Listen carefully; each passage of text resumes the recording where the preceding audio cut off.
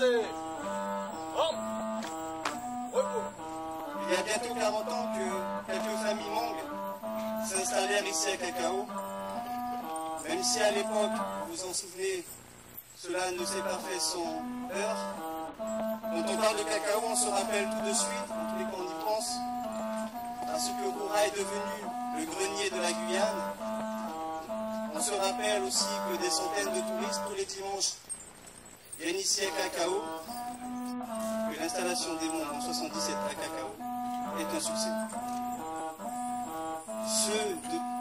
Ce dont on se rappelle le moins, et comme beaucoup l'ignorent encore, c'est qu'il y a 60 ans, eh bien, se jouait dans une cuvette de l'Indochine l'une des plus cuisantes défaites militaires françaises. La guerre du Vietnam est passée derrière, et pour les guerres de décolonisation française, c'est surtout l'Algérie qui a marqué les esprits. Mais les Hmong, malheureusement, sont moins connus. Et pourtant, leur histoire n'est pas sans rappeler celle des Harkis, puisque ce peuple des montagnes a lui aussi combattu à nos côtés, aux côtés des Français, pendant la guerre d'Indochine, et puis, comme vous le savez, aux côtés des Américains, pendant celle du Vietnam. La suite, vous la connaissez comme moi. Cette implication, votre implication auprès des forces armées françaises, puis américaines, eh bien, vous ont coûté cher, et vous ont coûté le statut de réfugiés, car plus de 100 000 Hmong étaient tout simplement des réfugiés. Et donc du Laos, des montagnes du Laos à notre forêt amazonienne, eh bien, il n'y avait qu'un pas. Vous le savez, c'est pour ça qu'en 1977, comme je le disais, eh bien, quelques centaines de Hmong sont arrivés ici. Et dans quelles conditions? Rappelez-moi, on va un petit peu se le rappeler, c'était compliqué à l'époque. La population n'était peut-être pas prête à accueillir des réfugiés Hmong.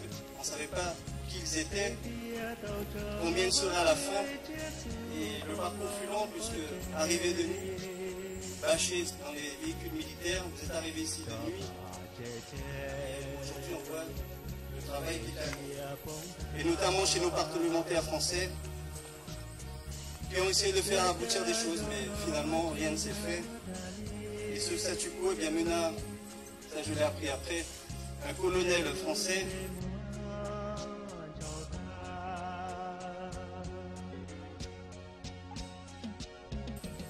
à la retraite, eh bien, se suicider au pied du monument aux morts d'Indochine en 2011, il n'y a pas très longtemps. C'était un geste de protestation contre l'absence de réaction de la France. Il ne semblait plus être concerné par cette population. Alors je ne vais pas faire un cours d'histoire aujourd'hui, mais juste une petite piqûre de rappel, qu'on se rappelle tous ici, la présence de cette population Hmong, et je dirais guyanaise aujourd'hui, qui est à nos côtés pour qu'on puisse l'oublier. Et à ce titre, je voudrais remercier M. Chabi. Il voulait vraiment avoir un monument, et que ce soit l'État, la mairie, et tous les autres, eh bien, on a voulu faire que ce monument existe aujourd'hui. C'est bien qui rend hommage aux combattants Hmong pour la France. C'est le premier, c'est important qu'il soit ici, à Cacao, à Roura en Guyane. Merci à tous ces combattants Hmong qui sont morts pour nous. Et heureusement, il y a encore des vivants qu'on va pouvoir honorer ce matin. Je vous remercie.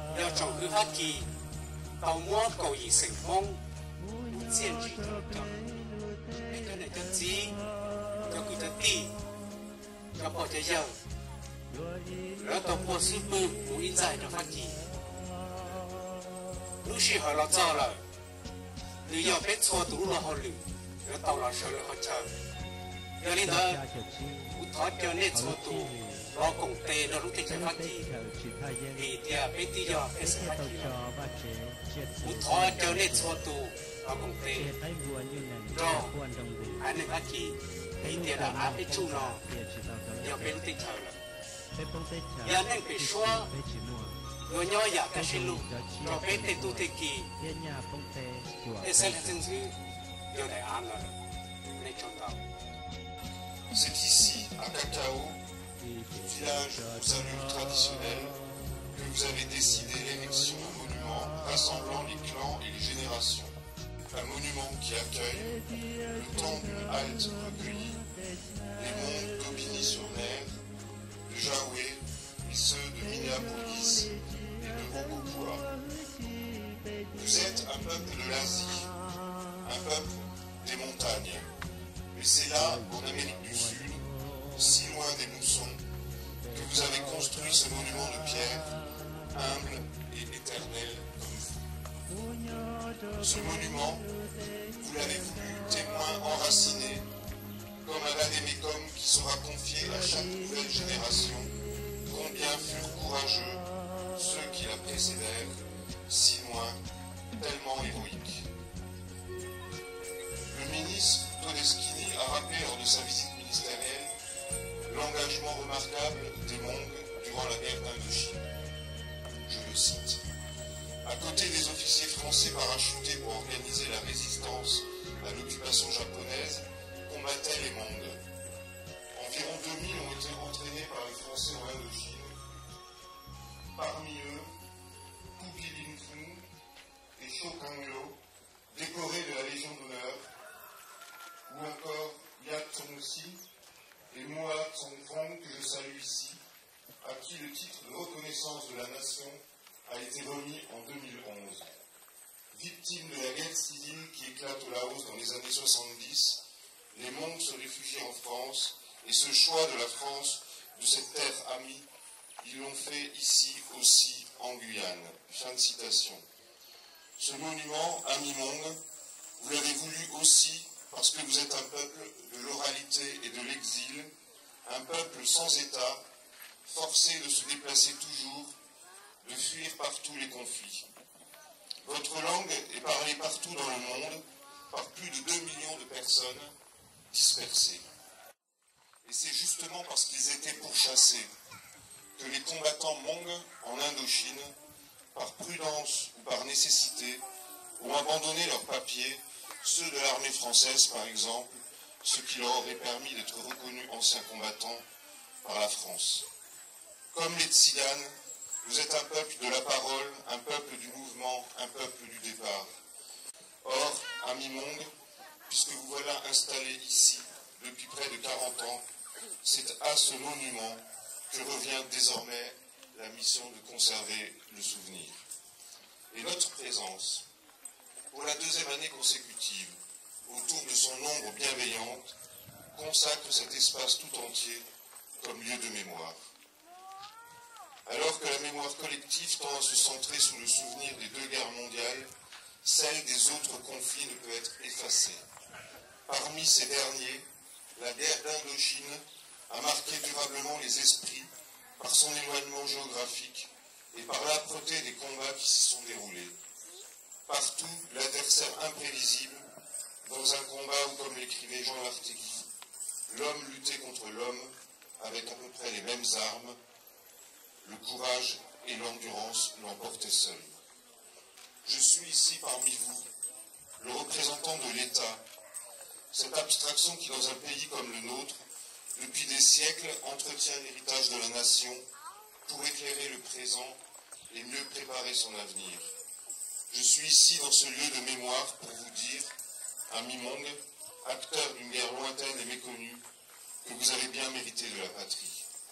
Que ce monument ici nous le rappelle pour les années à venir et pour les autres après. Merci.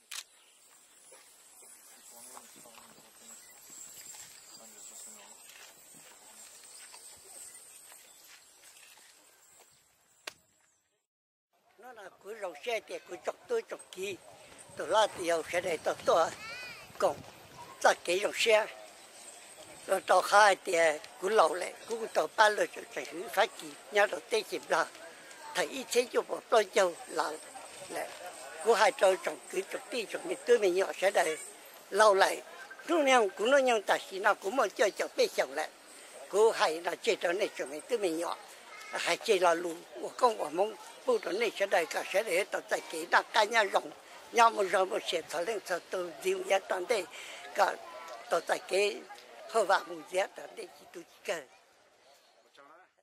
nhớ xong nó này nó xong và nó chỉ chính là bé cho mông sẽ là bé cho mông là cho tới thời gian nó là muốn nó hậu này bây giờ quý ăn bé xong nhẹ nó xong nó cho họ lụt cha cứ gọi là cô lên nhớ họ lụt nhớ họ tổ chế cô lên tê sai tới thời gian đó nè mà nó nói nó chỉ chính vì thì trồng phát kỳ là khu tua lúc mông nó trồng xia cho bé cho này cho gì tàu mua tròn trà cho là đi thái lúc tới chậm lo我找人家一直记个边，嘛弄了有一个给东西啊，兄弟all了，找被要从弄做给到八块几，然后被在城里人咯，被用梦就叫我弄好，有一度晒叫我弄好，然后还做给我留低，嘛弄了东西很多的事了。